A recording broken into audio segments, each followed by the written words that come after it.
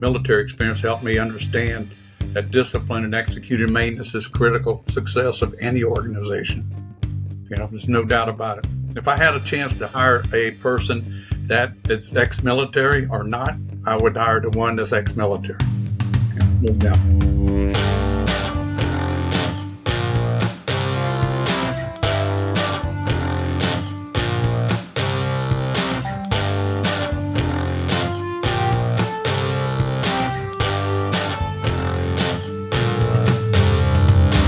Hello, everyone. Welcome to Dynaway Dialogues. My name is Jesse. I'm Business Development Manager here at Dynaway, and I'm very happy today on the show to have a very special guest, Ricky Smith, Vice President, Maintenance and Reliability Advisor at World Class Maintenance. Great to have you, Ricky. Thank you.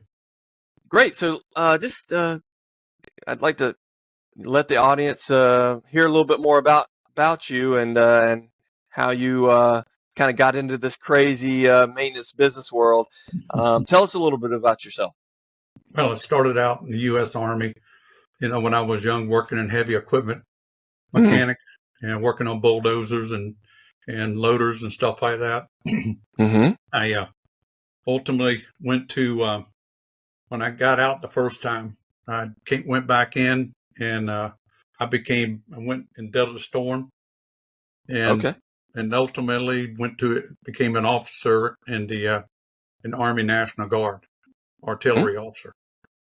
Excellent. And then one of the things too is that one of the things I learned in that is having the discipline to do what you're supposed to do. That's the big point to it. Having that discipline to do what you're supposed to do, follow procedures, and so on. Excellent. And then after the Army, you were in the private sector for a while. Is that correct? Yeah.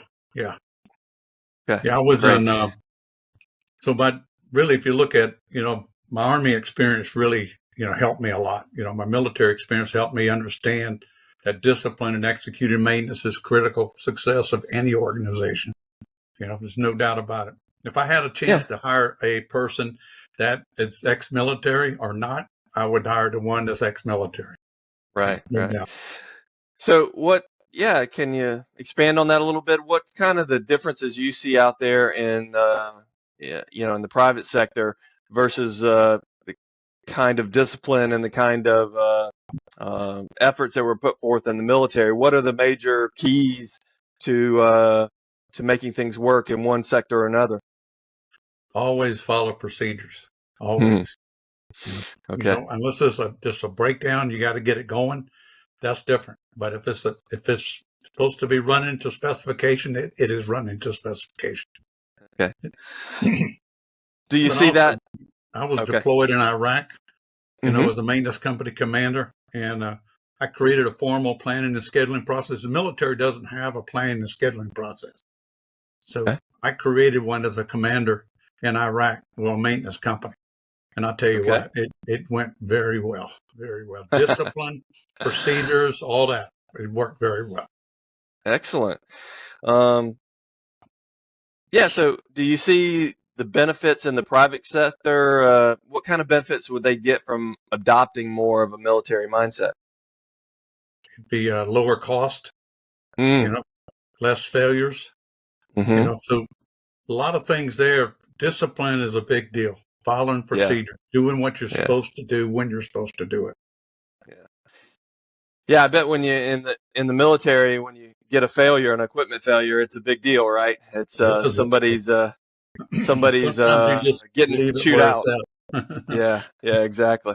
Well, that's awesome. So we work a lot, and a lot of my customers are actually in food and beverage, and they're highly regulated, but maybe not quite as critical as losing an artillery piece to a failure. But you got to think about it that way. Think about it. We don't want to have the equipment going down when it's supposed to go down.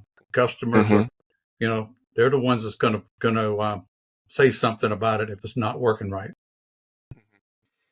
So who do you work with currently? I mean, you don't have to give us names, but what types of companies do you work with currently to improve their maintenance operations?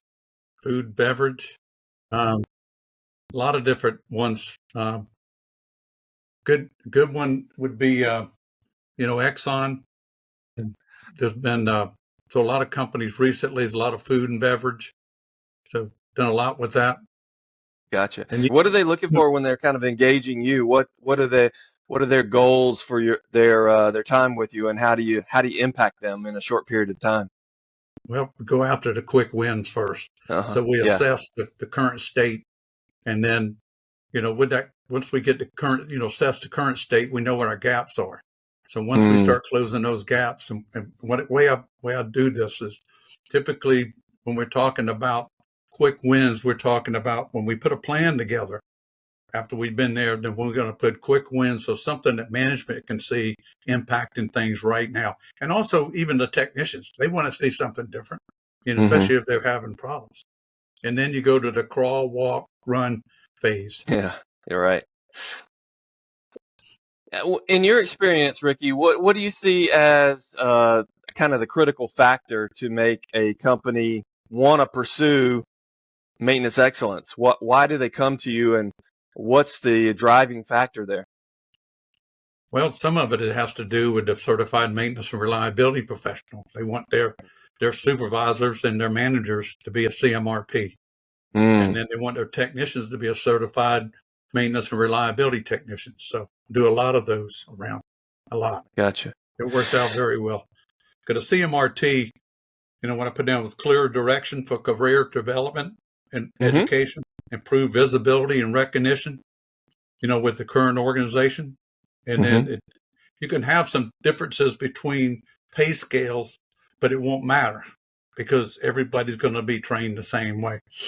And then, portable job skills and knowledge between plants and companies. So if you go to work from one company to another, you can learn something. Right. And then a job promotion, people get, if you want a good job, having a CMRP or CMRT gets you it's great benefits. Gotcha. And how long have you been a CMRP expert? I don't know about expert, but I have trained probably a few thousand people in 30 countries in CMRP. Wow. Just curious, what's your favorite country you've traveled to? New Zealand. New Zealand, of course. Number one. Oh my gosh. It's on my bucket list, but maybe someday. Yeah, me too. Excellent. So you run CMRP workshops for companies around the world. Have you heard stories from customers? What kind of benefits do they get? Do they engage you over and over again? What kind of stories can you tell us? They start from getting promoted, especially CMRP, they get promoted. Yeah. So if they get promoted, then they start, doing things differently. So it's saving costs. It's the cost that starts to go down. Cost goes up at first and then goes down. I see. Okay. So, yeah, as far as the customers go, the challenges they face after engaging with you and becoming a CMRP professional, do they tell you kind of how that worked out in their company and what challenges and how they were able to overcome those challenges?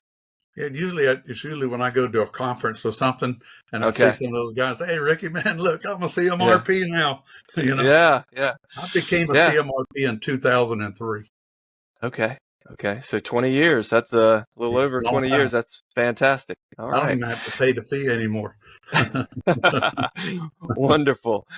Okay. Well, let's transition a little bit. Of course, you're speaking at the Dynaway CONNECT conference coming up in April. And we're excited about having you there. And we actually got some recommendations from some people at our last conference last year that you were a great speaker, and we wanted to reach out to you and try to get you there this year.